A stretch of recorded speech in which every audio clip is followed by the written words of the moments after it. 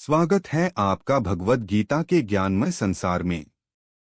इस वीडियो में हम विस्तार से समझेंगे अध्याय 6 ध्यान योग ध्याना योगा को, जहां भगवान श्री कृष्ण अर्जुन को योग, ध्यान और आत्मसंयम का रहस्य बताते हैं।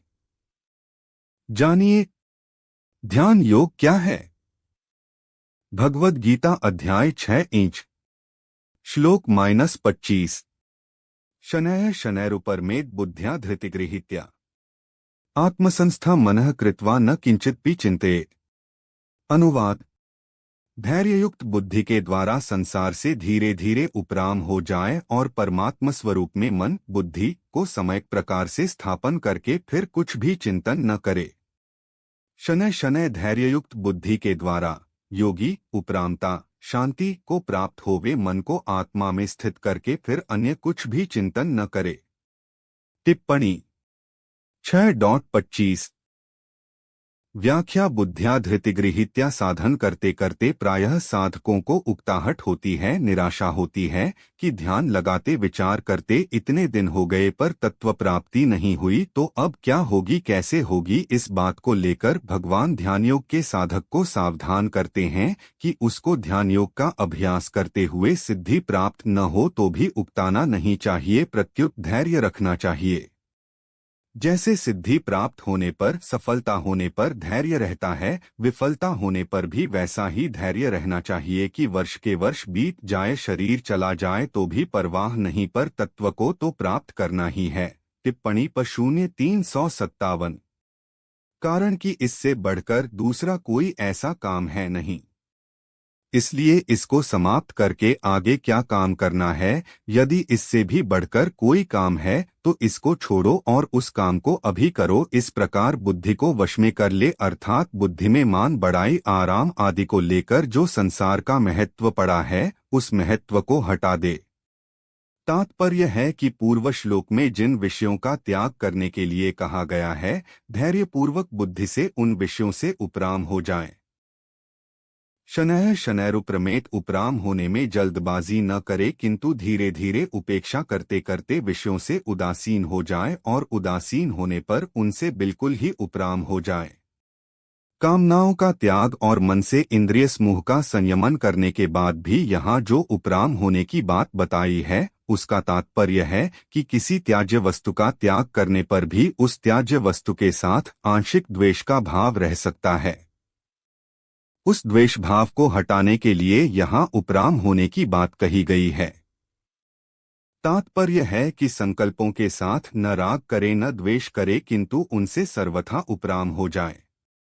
यहाँ उपराम होने की बात इसलिए कही गई है कि परमात्म तत्व मन के कब्जे में नहीं आता, क्योंकि मन प्रकृति का कार्य होने से जब प्रकृति को भी नहीं पकड़ सकता तो फिर प्रकृति से अतीत परमात्म तत्व को पकड़ ही कैसे सकता है। अर्थात परमात्मा का चिंतन करते करते मन परमात्मा को पकड़ ले, यह उसके हाथ की बात नहीं है। जिस परमात्मा की शक्ति से मन अपना कार्य करता है उसको मन कैसे पकड़ सकता है। यन्मनसा न मनुते येनाहुर्मनो मतम केन 0:1-5।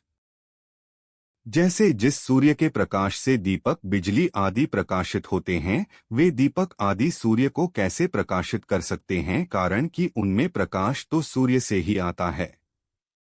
ऐसे ही मन बुद्धि आदि में जो कुछ शक्ति है वह उस परमात्मा से ही आती है। आठ वे मन बुद्धि आदि उस परमात्मा को कैसे पकड़ सकते हैं, नहीं पकड़ सकते। दूसरी बात, संसार की तरफ चलने से सुख नहीं पाया है, केवल दुख ही दुख पाया है। आठ संसार के चिंतन से प्रयोजन नहीं रहा, तो अब क्या करें, उससे उपराम हो जाए। आत्मसंस्था मनः टिप्पणी प0358 कृत्वा सब जगह एक सच्चिदानंद परमात्मा ही परिपूर्ण है।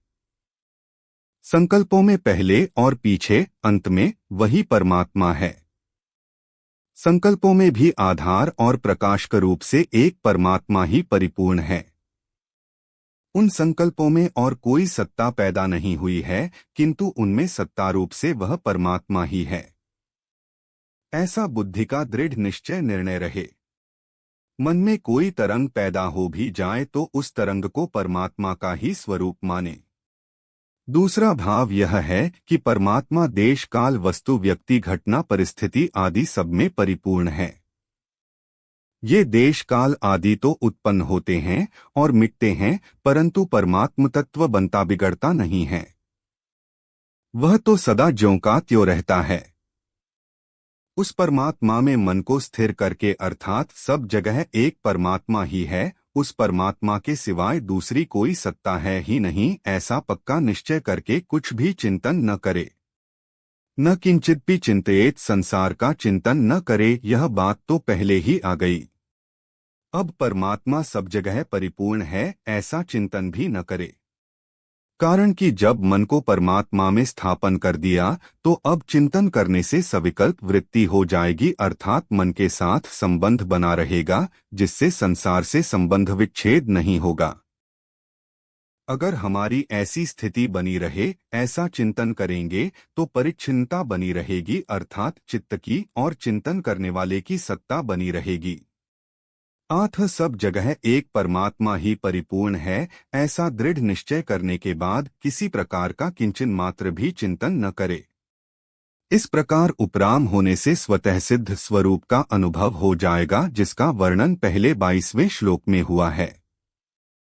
ध्यान संबंधी मार्मिक बात, सबसे मुख्य बात यह है कि परमात्मा सब जगह परिपूर्ण है। सब देश में, सब काल में, संपूर्ण वस्तुओं में, संपूर्ण व्यक्तियों में, संपूर्ण घटनाओं में और संपूर्ण क्रियाओं में परमात्मा साकार निराकार आदि सब रूपों से सदा ज्यों का त्यों विराजमान है। उस परमात्मा के सिवाय जितना भी प्रकृति का कार्य है वह सब का सब परिवर्तनशील है, परंतु परमात्म तत्व में कभी किंचन मात्र भी परिवर्तन नहीं हुआ, न होगा और न हो ही सकता है। उस परमात्मा का ध्यान ऐसे किया जाए कि जैसे कोई मनुष्य समुद्र में गहरा उतर जाए तो जहां तक दृष्टि जाती है वहां तक जल ही जल दिखता है। नीचे देखो तो भी जल है, ऊपर देखो तो भी जल है, चारों तरफ जल ही जल परिपूर्ण है। इस तरह जहां स्वयं अपने आप को एक जगह मानता है उसके भीतर भी परमात्मा है, बाहर भी परमात्मा है, ऊपर भी परमात्मा है, नीचे भी परमात्मा है, चारों तरफ परमात्मा ही परमात्मा परिपूर्ण है। शरीर के भी कण कण में वह परमात्मा है। उस परमात्म तत्व को प्राप्त करना ही मनुष्य मात्र का ध्येय है और वह नित्य निरंतर प्राप्त है। उस परमात्म तत्व से कोई कभी दूर हो सकता ही नहीं, किसी भी अवस्था में उससे कोई अलग नहीं हो सकता। केवल अपनी दृष्टि विनाशी पदार्थों की तरफ रहने से वह सदा परिपूर्ण निर्विकार सम शांत रहने वाला परमात्म तत्व दिखता नहीं। अगर उस परमात्मा की तरफ दृष्टि लक्ष्य हो जाए कि वह सब जगह ज्यों का त्यों परिपूर्ण है तो स्वतः ध्यान हो जाएगा, ध्यान करना नहीं पड़ेगा। जैसे हम सब पृथ्वी पर रहते हैं तो हमारे भीतर बाहर ऊपर और चारों तरफ आकाश ही आकाश है, पोलाहट ही पोलाहट है, परंतु उसकी तरफ हमारा लक्ष्य नहीं रहता। अगर लक्ष्य हो जाए तो हम निरंतर आकाश में ही रहते हैं, आकाश में ही चलते हैं फिरते हैं, खाते हैं पीते हैं, सोते हैं जगते हैं। आकाश में ही हम सब काम कर रहे हैं, परंतु आकाश की तरफ ध्यान न होने से इसका पता नहीं लगता।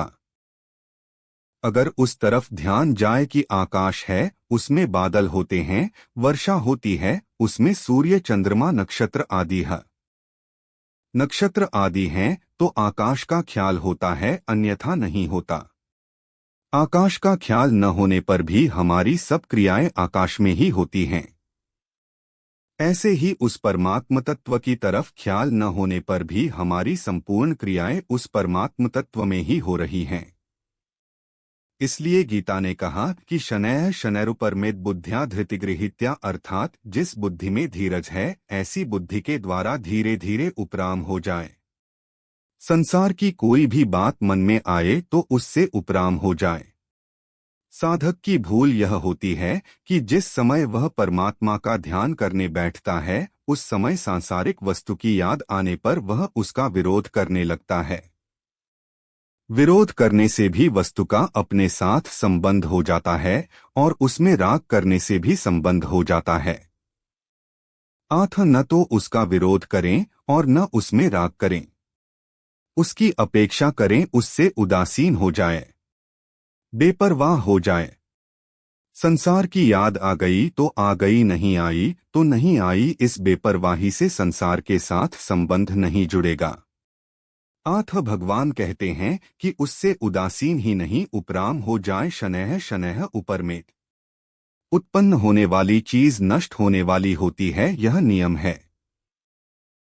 आठ संसार का कितना ही संकल्प विकल्प हो जाए, वह सब नष्ट हो रहा है। इसलिए उसको रखने की चेष्टा करना भी गलती है और नाश करने का उद्योग करना भी गलती है। संसार में बहुत सी चीजें उत्पन्न और नष्ट होती हैं, पर उनका पाप और पुण्य हमें नहीं लगता, क्योंकि उनसे हमारा संबंध नहीं है। ऐसे ही मन में संकल्प विकल्प आ जाए, संसार का चिंतन हो जाए, तो उससे हमारा कोई संबंध नहीं है। न तो याद आने वाली वस्तु के साथ संबंध है और न जिसमें वस्तु की याद आई उस मन के साथ ही संबंध है। हमारा संबंध तो सब जगह परिपूर्ण परमात्मा से है। आठ उत्पन्न और नष्ट होने वाले संकल्प विकल्प से क्या तो राग करें और क्या द्वेष करें, यह तो उत्पत्ति और विनाश का एक प्रवाह है। इससे उपराम हो जाए, विमुख हो जाए, इसकी कुछ भी परवाह न करे। एक परमात्मा ही परमात्मा परिपूर्ण है। जब हम अपना एक व्यक्तित्व पकड़ लेते हैं, तब मैं हूं ऐसा दिखने लगता है। यह व्यक्तित्व मैंपन भी जिसके अंतर्गत है, ऐसा वह अपार असीम सम शांति सद्घन चिद्घन आनंदघन परमात्मा है। जैसे संपूर्ण पदार्थ क्रियाएं आदि एक प्रकाश के अंतर्गत हैं। उस प्रकाश का संबंध है तो मात्र वस्तुओं, क्रियाओं, व्यक्तियों आदि के साथ है, और नहीं है तो किसी के भी साथ संबंध नहीं है। प्रकाश अपनी जगह ज्यों का त्यों स्थित है।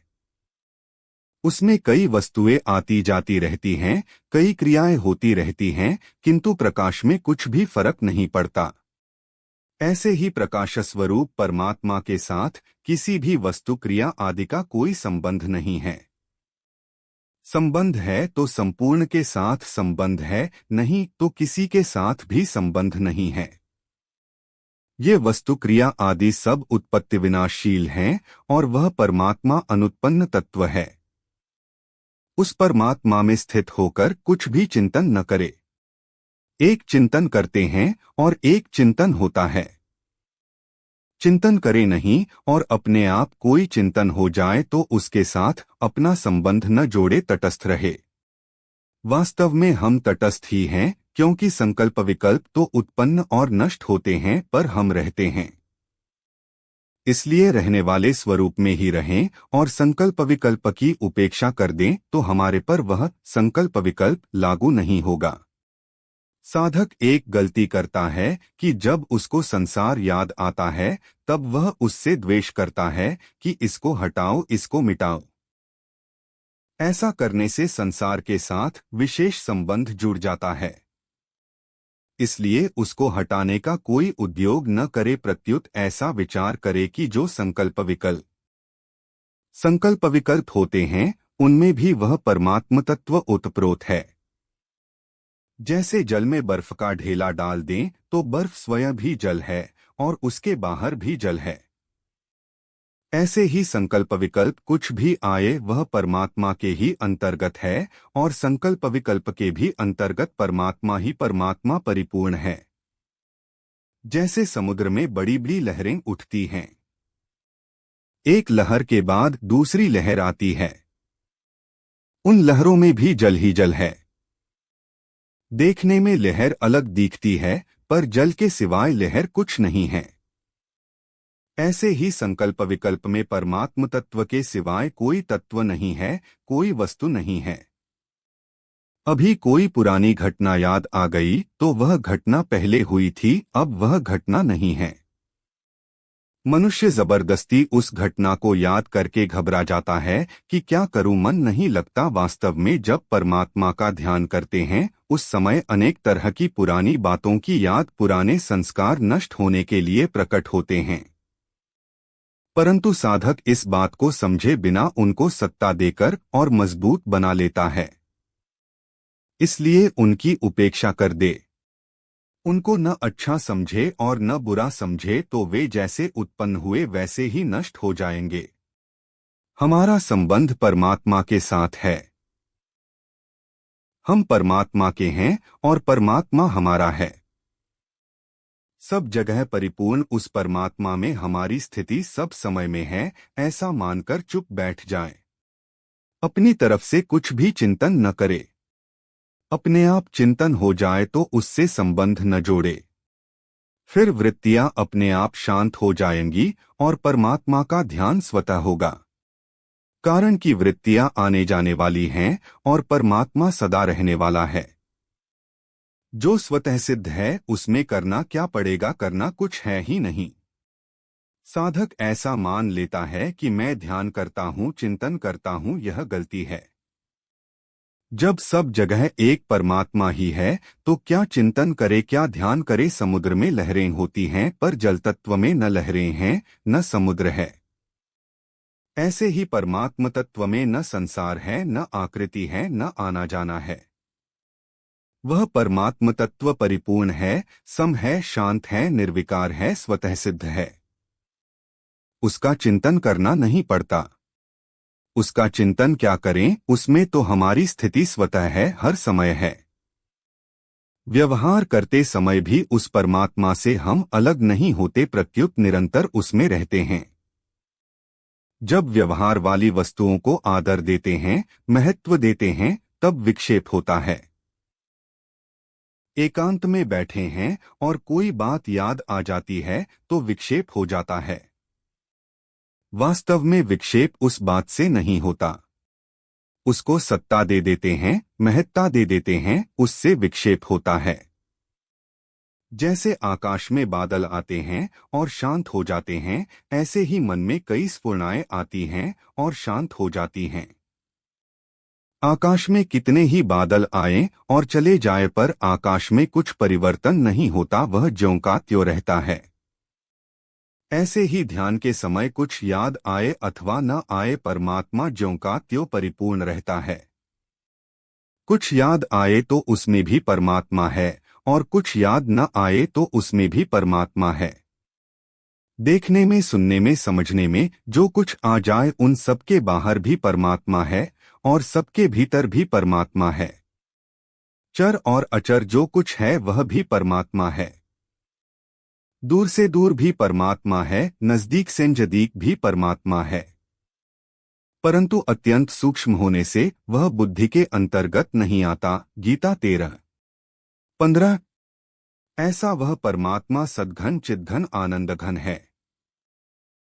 सब जगह पूर्ण आनंद, अपार आनंद, सम आनंद, शांत आनंद, घन आनंद, अचल आनंद, अटल आनंद, आनंद ही आनंद है। एकांत में ध्यान करने के सिवाय दूसरे समय कार्य करते हुए भी ऐसा समझे कि परमात्मा सब में परिपूर्ण है। कार्य करते हुए सावधान होकर परमात्मा की सत्ता मानेंगे तो ध्यान के समय बड़ी सहायता मिलेगी और ध्यान के समय संकल्प विकल्प की उपेक्षा करके परमात्मा में अटल स्थित रहेंगे तो व्यवहार करते समय परमात्मा के चिंतन में बड़ी सहायता मिलेगी। जो साधक होता है वह घंटे 2 घंटे नहीं, आठों पहर साधक होता है। जैसे ब्राह्मण अपने ब्राह्मणपने में निरंतर स्थित रहता है, ऐसे ही मात्र जीव परमात्मा में निरंतर स्थित रहते हैं। ब्राह्मण तो पैदा होता है पर परमात्मा पैदा नहीं होता। परंतु कामधंधा करते हुए पदार्थों की, क्रियाओं की, व्यक्तियों की तरफ वृत्ति रहने से उन सब में परिपूर्ण परमात्मा दिखता नहीं। इसलिए एकांत में बैठकर ध्यान करते समय और व्यवहार काल में कार्य करते समय साधक की दृष्टि इस तरफ रहनी चाहिए कि सब देश, काल, वस्तु, व्यक्ति, घटना, क्रिया आदि में एक परमात्म तत्व ही ज्यों का त्यों परिपूर्ण है। उसी में स्थित रहे और कुछ भी चिंतन न करे। संबंध पूर्वोक्त प्रकार से निर्विकल्प स्थिति न हो तो क्या करे, इसके लिए आगे के श्लोक में अभ्यास बताते हैं। 6.25 पूर्व श्लोकों के अनुसार योग का लक्ष्य है मन का अपने स्वस्वरूप में स्थित हो जाना। यह स्थिति परम आनंद स्वरूप बताई गई है। परंतु इस स्थिति को प्राप्त करने के उपायों को दर्शाए बिना विषय का सैद्धांतिक निरूपण मात्र साधकों के लिए अधिक उपयोगी नहीं होता। विचाराधीन 2 श्लोकों में ध्यान की सूक्ष्म कला का वर्णन किया गया है। मन को एकाग्र कैसे करें, तत्पश्चात उस समाहित चित्त के द्वारा आत्मा का ध्यान करके तद्रूप कैसे हो, इसका विस्तृत विवेचन इन श्लोकों में मिलता है। समस्त कामनाओं का निशेष त्याग कर इंद्रिय वर्ग को विषयों से सम्यक प्रकार अपने वश में करना चाहिए। इस श्लोक का प्रत्येक शब्द सफलता के द्वार का सूचक होने से उसकी व्याख्या की आवश्यकता है। यहाँ विशेष रूप से कहा गया है कि सब कामनाओं का निशेष त्याग करना आवश्यक है। इससे आत्मानुभूति की स्थिति के स्वरूप के संबंध में किसी भी साधक के मन में कोई शंका नहीं रह जानी चाहिए।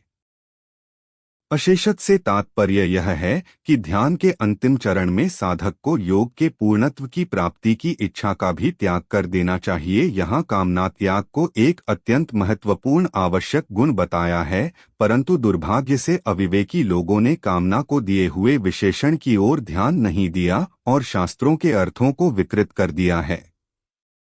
उन्होंने यही समझा कि शास्त्र में महत्वाकांक्षा रहित जीवन का उपदेश दिया गया है और इस विपरीत धारणा के कारण वे तमोगुण की अकर्मण्यता में फंस जाते हैं।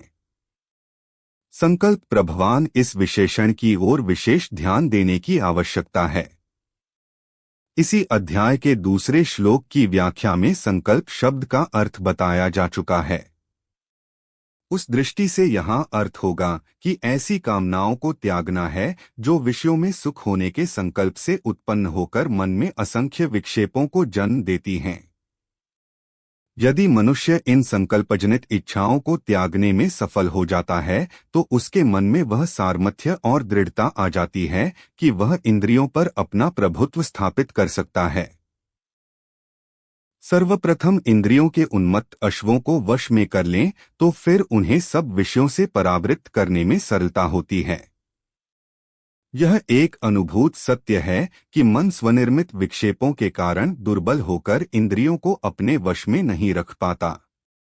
कामना त्याग से उसमें यह क्षमता आ जाती है, परंतु मन की यह शक्ति और शांति शीघ्रता से किए गए कर्म या कल्पना से नहीं प्राप्त होती है और न किसी विचित्र रहस्य कर्म या कल्पना से नहीं प्राप्त होती है और न किसी विचित्र रहस्यमय साधना से। यहाँ स्पष्ट कहा गया है कि साधक को धीरे धीरे अपने मन को शांत करना चाहिए। निसंदेह इंद्रियों की विषयाभिमुखी प्रवृत्ति को संयमित करने पर कुछ मात्रा में मन शांति प्राप्त होती है। तब इस शांति को स्थिर और दृढ़ करने की आवश्यकता होती है।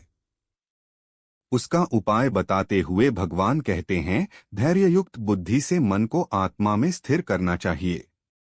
अभ्यास के क्रम में इस उपदेश का बहुत महत्व है। सर्वप्रथम इंद्रियों को मन के द्वारा संयमित करे और तत्पश्चात मन को उससे सूक्ष्मतर विवेकवती बुद्धि के द्वारा आत्मा में स्थिर करे। ध्येय विषयक वृत्ति के अतिरिक्त अन्य सब वृत्तियों के त्याग के द्वारा ही मन को संयमित करना संभव है।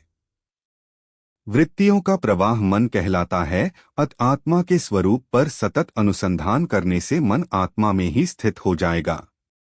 आत्मा में पूर्णतया स्थित हो जाने पर वह एक दिव्य अलौकिक शांति में निमग्न हो जाता है। मनुष्य अपने सजग पुरुषार्थ के द्वारा इस स्थिति तक पहुंच सकता है जो ध्यान योग का अंतिम सोपान है। सभी साधकों के द्वारा अभ्यसनीय इस योग का उपदेश देते हुए भगवान उन्हें सावधान करते हैं कि योग की उपर्युक्त चरम स्थिति तक पहुंचने के पश्चात किसी अन्य विषय का चिंतन नहीं करना चाहिए। इस शांत क्षण को पाने के उपरांत साधक को और कोई कर्तव्य और प्राप्तव्य शेष नहीं रह जाता। उसको इतना ही ध्यान रखना होता है कि किसी नवीन वृत्ति प्रवाह का प्रारंभ न हो और मन की शांति सुदृढ़ रहे।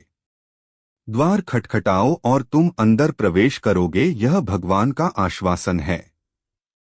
विश्व के किसी भी धर्म ग्रंथ में केवल 2 श्लोकों में ध्यान योग की विधि से संबंधित निर्देशों का इतना विस्तृत विवरण नहीं मिलता। स्वयं गीता में भी किसी अन्य स्थान पर ऐसा वर्णन नहीं किया गया है। इस दृष्टि से ये दो सारगर्भित श्लोक अतुलनीय और अनुपम हैं। योगाभ्यास में प्रवृत्त जिन साधकों का मन चंचल और अस्थिर होता है, उनके लिए अगले श्लोक में उपाय बताते हैं। श्लोक 26। यतो यतो निश्चरति मनश्चंचलम स्थिरम ततस्ततो नियमैतदात्मन्येव वशन्नये। अनुवाद। यह अस्थिर और चंचल मन जहां जहां विचरण करता है, वहां वहां से हटाकर इसको एक परमात्मा में ही लगाएं। टिप्पणी पर 0360 6.26। यह चंचल और अस्थिर मन जिन कारणों से विषयों में विचरण करता है, उनसे संयमित करके उसे आत्मा के ही वश में लावे, अर्थात आत्मा में स्थिर करे। टिप्पणी 6.26। व्याख्या। यतो यतो निश्चरति। आत्मन्येव वशन्नयेत। साधक ने जो ध्येय बनाया है, उसमें यह मन टिकता नहीं, ठहरता नहीं। अतः इसको अस्थिर कहा गया है। यह मन तरह तरह के सांसारिक भोगों का, पदार्थों का चिंतन करता है। अतः इसको चंचल कहा गया है। तात्पर्य है कि यह मन न तो परमात्मा में स्थिर होता है और न संसार को ही छोड़ता है। इसलिए साधक को चाहिए कि यह मन जहां जहां जाए, जिस जिस कारण से जाए, जैसे जैसे जाए और जब जब जाए, इसको वहां वहां से उस कारण से वैसे वैसे और तब तब हटाकर परमात्मा में लगाए। इस अस्थिर और चंचल मन का नियमन करने में सावधानी रखे, ढिलाई न करे। मन को परमात्मा में लगाने का तात्पर्य है कि जब यह पता लगे कि मन पदार्थों का चिंतन कर रहा है, तभी ऐसा विचार करे कि चिंतन की वृत्ति और उसके विषय का आधार और प्रकाशक परमात्मा ही हैं। यही परमात्मा में मन लगाना है। परमात्मा में मन लगाने की युक्तियां। 1। मन जिस किसी इंद्रिय के विषय में, जिस किसी व्यक्ति, वस्तु, घटना, परिस्थिति आदि में चला जाए, अर्थात उसका चिंतन करने लग जाए, उसी समय उस विषय आदि से मन को हटाकर अपने ध्येय परमात्मा में लगाए। फिर चला जाए तो फिर लाकर परमात्मा में लगाए। इस प्रकार मन को बार बार अपने ध्येय में लगाता रहे। 2। जहां जहां मन जाए वहां वहां ही परमात्मा को देखे। जैसे गंगाजी याद आ जाए तो गंगाजी के रूप में परमात्मा ही हैं, गाय याद आ जाए तो गाय रूप से परमात्मा ही हैं। इस तरह मन को परमात्मा में लगाएं। दूसरी दृष्टि से गंगाजी आदि में सत्ता रूप से परमात्मा ही परमात्मा हैं, क्योंकि इनसे पहले भी परमात्मा ही थे, इनके मिटने पर भी परमात्मा ही रहेंगे और इनके रहते हुए भी परमात्मा ही हैं। इस तरह मन को परमात्मा में लगाए। 3। साधक जब परमात्मा में मन लगाने का अभ्यास करता है, तब संसार की बातें याद आती हैं। इससे साधक घबरा जाता है कि जब मैं संसार का काम करता हूँ तब इतनी बातें याद नहीं आती, इतना चिंतन नहीं होता, परंतु जब परमात्मा में मन लगाने का अभ्यास करता हूँ तब मन में तरह तरह की बातें याद आने लगती हैं। पर ऐसा समझकर साधक को घबराना नहीं चाहिए, क्योंकि जब साधक का उद्देश्य परमात्मा का बन गया तो अब संसार के चिंतन के रूप में भीतर से कूड़ाकचरा निकल रहा है, भीतर से सफाई हो रही है। तात्पर्य है कि सांसारिक कार्य करते समय भीतर जमा हुए पुराने संस्कारों को बाहर निकलने का मौका नहीं मिलता। इसलिए सांसारिक कार्य छोड़कर एकांत में बैठने से उनको बाहर निकलने का मौका मिलता है और वे बाहर निकलने लगते हैं। 4। साधक को भगवान का चिंतन करने में कठिनता इसलिए पड़ती है कि वह अपने को संसार का मानकर भगवान का चिंतन करता है। अतः संसार का चिंतन स्वतः होता है और भगवान का चिंतन करना पड़ता है, फिर भी चिंतन होता नहीं। इसलिए साधक को चाहिए कि वह भगवान का होकर भगवान का चिंतन करे। तात्पर्य है कि मैं तो केवल भगवान का हूँ और केवल भगवान ही मेरे हैं, मैं शरीर संसार का नहीं हूँ और शरीर संसार मेरे नहीं हैं। इस तरह भगवान के साथ संबंध होने से भगवान का चिंतन स्वाभाविक ही होने लगेगा, चिंतन करना नहीं पड़ेगा। 5। ध्यान करते समय साधक को यह ख्याल रखना चाहिए कि मन में कोई कार्य जमा न रहे, अर्थात अमुक कार्य करना है, अमुक स्थान पर जाना है, अमुक व्यक्ति से मिलना है, अमुक व्यक्ति मिलने के लिए आने वाला है तो उसके साथ बातचीत भी करनी है आदि कार्य जमा न रखे। इन कार्यों के संकल्प ध्यान को लगने नहीं देते। 8 ध्यान में शांतचित्त होकर बैठना चाहिए। 6 ध्यान करते समय कभी संकल्प विकल्प आ जाए तो अड़ंग बड़ंग स्वाहा ऐसा कहकर उनको दूर कर दे, अर्थात स्वाहा कहकर संकल्प विकल्प अड़ंग बड़ंग की आहुति दे दे। 7 सामने देखते हुए पलकों को कुछ देर बार बार शीघ्रता से झपकाए और फिर नेत्र बंद कर ले। पलकें झपकाने से जैसे बाहर का दृश्य कटता है, ऐसे ही भीतर के संकल्प विकल्प भी कट जाते हैं।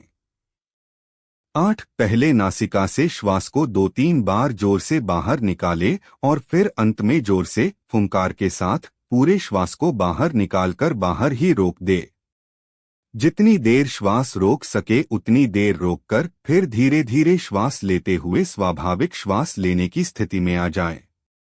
इससे सभी संकल्प विकल्प मिट जाते हैं।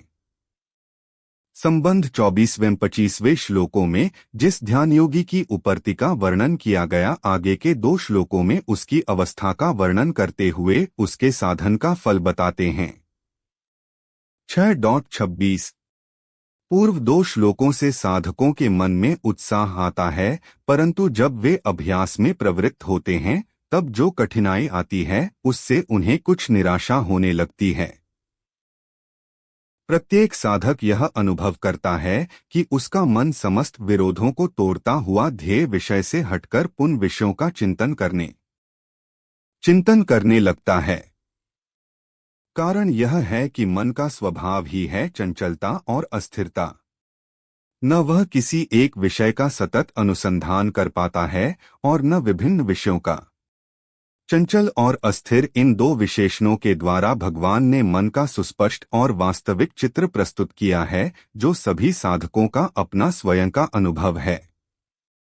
ये 2 शब्द इतने प्रभावशाली हैं कि आगे हम देखेंगे कि अर्जुन अपनी एक शंका को पूछते हुए इन्हीं शब्दों का प्रयोग करता है। यद्यपि ध्यान के समय साधक अपनी इंद्रियों को वश में कर लेता है, तथापि मन पूर्व अनुभवों की स्मृति से विचलित होकर पुन विषयों का चिंतन प्रारंभ करने लगता है। ये क्षण एक सच्चे साधक के लिए घोर निराशा के क्षण होते हैं। मन का यह भटकाव अनेक कारणों से हो सकता है, जैसे भूतकाल की स्मृतियां, किसी आकर्षक वस्तु का सामीप्य, किसी से राग या द्वेष और यहाँ तक कि आध्यात्मिक विकास के लिए अधीरता भी। भगवान का उपदेश है कि मन के विचरण का कोई भी कारण हो, साधक को निराश और अधीर होने की आवश्यकता नहीं है। उसको यह समझना चाहिए कि अस्थिरता तो मन का स्वभाव ही है और ध्यान का प्रयोजन ही मन के इस विचरण को शांत करना है। साधक को उपदेश दिया गया है कि जब जब यह मन ध्येय को छोड़कर विषयों की ओर जाए तब तब उसे वहां से परावृत्त करके ध्येय में स्थिर करे। दृढ़ इच्छा शक्ति के द्वारा कुछ सीमा तक मन को विषयों से निवृत्त किया जा सकता है, परंतु वह पुनः उनकी ही ओर जाएगा। साधकगण भूल जाते हैं कि वृत्ति प्रवाह ही मन है और इसलिए वृत्ति शून्य होने पर मन रहेगा ही नहीं। अत विषयों से मन को निवृत्त करने के पश्चात साधक को यह आवश्यक है कि उस समाहित मन को आत्मानुसंधान में प्रवृत्त करे। भगवान इसी बात को इस प्रकार कहते हैं कि मन को पुनः आत्मा के ही वश में लावे। अगले कुछ श्लोकों में योगी पर इस योग का क्या प्रभाव होता है उसे बताया गया है। श्लोक 27 प्रशांतमनसन हेनम योगिन सुखमुत्तमम् उपैति शांतर्जसं ब्रह्मभूतम कल्मषम्। अनुवाद 6.27 जिसके सब पाप नष्ट हो गए हैं, जिसका रजोगुण तथा मन सर्वथा शांत हो गया है, ऐसे इस ब्रह्मस्वरूप योगी को निश्चित ही उत्तम सात्विक सुख प्राप्त होता है। 6.27 जिसका मन प्रशांत है, जो पाप रहित अकल्मषम है और जिसका रजोगुण विक्षेप शांत हुआ है, ऐसे ब्रह्मरूप हुए इस योगी को उत्तम सुख प्राप्त होता है। टिप्पणी 6.27 व्याख्या प्रशांत मनसन हेनम ब्रह्मभूतम कल्मषम, जिसके संपूर्ण पाप नष्ट हो गए हैं, अर्थात तमोगुण और तमोगुण की अप्रकाश, अप्रवृत्ति, प्रमाद और मोह। गीता 14:13। ये वृत्तियां नष्ट हो गई हैं, ऐसे योगी को यहाँ अकल्मषम कहा गया है। जिसका रजोगुण और रजोगुण की लोभ प्रवृत्ति, नए नए कर्मों में लगना, अशांति और स्पृहा। गीता 14:12। ये वृत्तियां शांत हो गई हैं, ऐसे योगी को यहाँ शांतरजसम बताया गया है। तमोगुण, रजोगुण तथा उनकी वृत्तियां शांत होने से जिसका मन स्वाभाविक शांत हो गया है, अर्थात जिसकी मात्र प्राकृत पदार्थों से तथा संकल्प विकल्पों से भी उपरती हो गई है, ऐसे स्वाभाविक शांत मन वाले योगी को यहाँ प्रशांत मनसम कहा गया है। प्रशांत कहने का तात्पर्य है कि ध्यानयोगी जब तक मन को अपना मानता है तब तक मन अभ्यास से शांत तो हो सकता है, पर प्रशांत अर्थात सर्वथा शांत नहीं हो सकता। परंतु जब ध्यानयोगी मन से भी उपराम हो जाता है, अर्थात मन को भी अपना नहीं मानता, मन से भी संबंध विच्छेद कर लेता है, तब मन में रागद्वेष न होने से उसका मन स्वाभाविक ही शांत हो जाता है। 25वें श्लोक में जिसकी उपरामता का वर्णन किया गया है, वही उपराम होने से पापरहित शांत रजोगुण वाला और प्रशांत मन वाला हुआ है। आथ उस योगी के लिए यहाँ एनम पद आया है।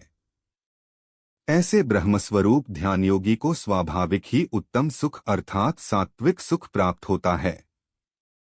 पहले 23वें श्लोक के उत्तरार्ध में जिस योग का निश्चय पूर्वक अभ्यास करने की आज्ञा दी गई थी, स निश्चयेन योक्तव्यः, उस योग का अभ्यास करने वाले योगी को निश्चित ही उत्तम सुख की प्राप्ति हो जाएगी, इसमें किंचन मात्र भी संदेह नहीं है। इस निःसंदिग्धता को बताने के लिए यहाँ ही पद का प्रयोग हुआ है।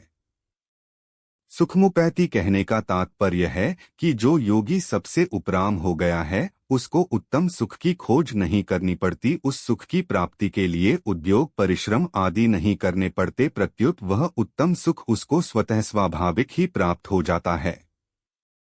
6.27 पूर्व श्लोकों के विवेचन से यह स्पष्ट हो गया है कि शनैः शनैः मन को आत्मस्वरूप में स्थिर करने से वृत्ति प्रवाह के साथ मन भी समाप्त हो जाता है। मन के निर्विषय होने पर मनुष्य को आत्मा का शुद्ध स्वरूप में अनुभव होता है और स्वाभाविक ही वह परम सुख को प्राप्त होता है। एक बुद्धिमान साधक को उक्त कथन को चुनौती देने का पूर्ण अधिकार है, क्योंकि शास्त्रीय विषयों में शास्त्रविदों को यह अधिकार नहीं कि वे अपने मत को प्रतिपादित करके विद्यार्थियों से अपेक्षा रखें कि वे उस मत को वैसा ही स्वीकार कर लें। दूसरी पंक्ति में कारण बताते हैं कि क्यों और किस प्रकार मन के शांत होने पर आत्मा का स्वत साक्षात अनुभव होता है। कारण यह है कि मन को शांत आनंद स्वरूप आत्मा में स्थिर करने के प्रयत्न में पूर्व संचित वासनाएं क्षीण पड़ जाती हैं और वासनारहित मन को ही निष्पाप अकल्मष कहते हैं। वेदांत में मन की अशुद्धि को कहते हैं मल। आत्मतत्व का अज्ञान, आवरण और उससे उत्पन्न मन के विक्षेप संयुक्त रूप से मल कहलाते हैं। आवरण तमोगुण का कार्य है, जबकि तज्जनित विक्षेप रजोगुण का। यही मनुष्य का दुखमय संसार में पतन का कारण है। भगवान के इन शब्दों में इसका स्पष्ट निर्देश मिलता है। क शांतरजस और ख अकल्मष। तमोगुण और रजोगुण के प्रभाव से मुक्त पुरुष को आत्मज्ञानी ही मानना पड़ेगा। जब तक विक्षेप है तब तक मन का अस्तित्व है और उसके साथ आत्मा के तादात्म्य से जीवभाव उत्पन्न होता है, अर्थात वह साधक जो ध्यानाभ्यास में प्रवृत्त होता है, ध्यान विधि के अनुसार मन के साथ के तादात्म्य की निवृत्ति होने पर जीव अपने शुद्ध आत्मस्वरूप को पहचान लेता है। ब्रह्मभूत शब्द से अद्वैत सत्य की स्पष्ट घोषणा यहाँ की गई है, जिसके अर्थानुसार योगी स्वयं ब्रह्मा स्वरूप ही जाता है। अब भगवान यह बताते हैं कि आत्म साक्षात्कार के पश्चात ज्ञानी पुरुष का संपूर्ण जीवन किस प्रकार उस अनुभव से युक्त होता है। वीडियो पसंद आया हो तो चैनल को सब्सक्राइब करें और वीडियो को लाइक करें।